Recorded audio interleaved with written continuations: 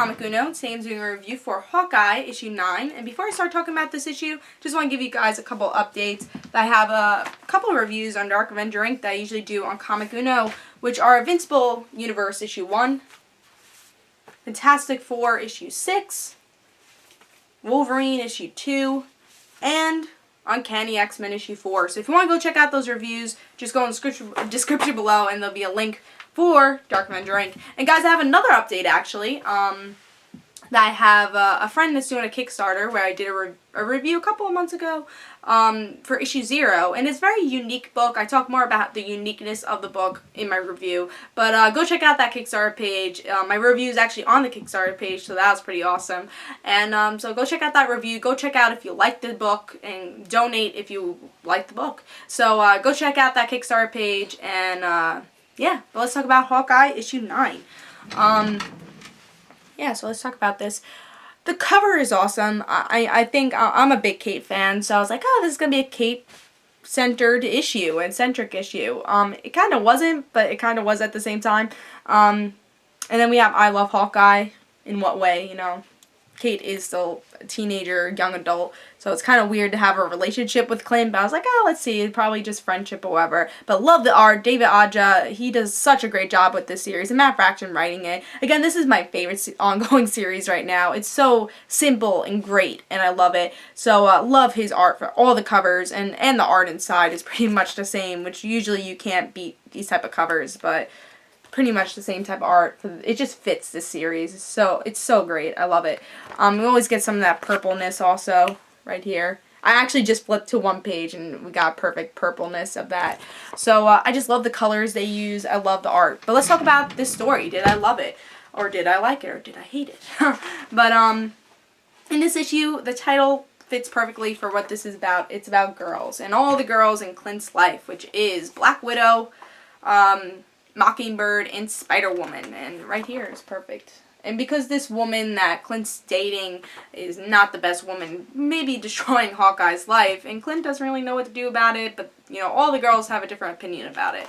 So we first have a story with Natasha, Natasha is trying to find out who this red lady girl is, or red-haired lady girl is, and she figures out that she's not great news, but the red-haired girl's like, oh, Clint's helping me, you know, I like that he's helping me. So that's the Natasha portion of this, and they name Natasha as the work wife, which I think is perfect, which is so true. Then we have Bobby, who is Mockingbird, the ex-wife, which, yeah, she's the ex-wife for Clint. They had a rocky relationship, and I think you get to see that in Hawkeye and Mockingbird, their rocky relationship. At least in what I read, because before this I haven't really read that much Hawkeye, but I did read that series, and you get to see their rocky relationship. So Bobby, you can tell, still cares about Clint, and Clint, you know, vice versa. Clint still cares about Bobby, but he does sign the papers for the divorce. You know, they are officially divorced, but it seems like they are still friends, and Bobby still worries about Clint, and I do like seeing that.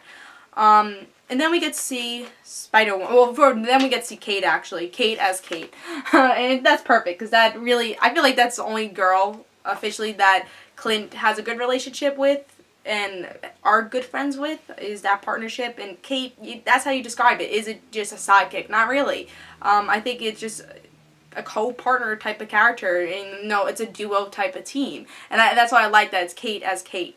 And then we find out that, you know, Spider-Woman, Natasha, Bobby, they're all worried about Clint. So Kate has to tell all of them what's going on with Clint and where Clint lives. That way they could confront Clint. So they go to Clint's house, try to confront them, and Kate tries to warn them, saying, oh, you know, I had to tell, and Clint's like, oh, it's okay, don't worry. And then we get to see a second story where Spider-Woman actually goes to the house, and that's, again, because Kate told the information.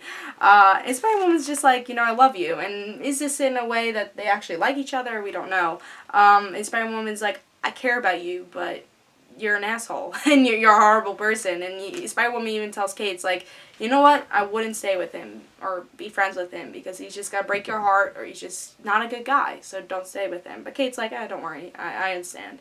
And then Kate says she has a thing to go to at night, and Clint's just like, oh, whatever. I'm sure that is mentioned for Young Avengers. I have a feeling that's like, oh, she's going somewhere because of Young Avengers. I guess that's kind of the tie-in for that. But the last page we get to see Grills, who we saw in actually the Hurricane Sandy issue, which was a couple issues ago. I think it was like issue 7 or whatever.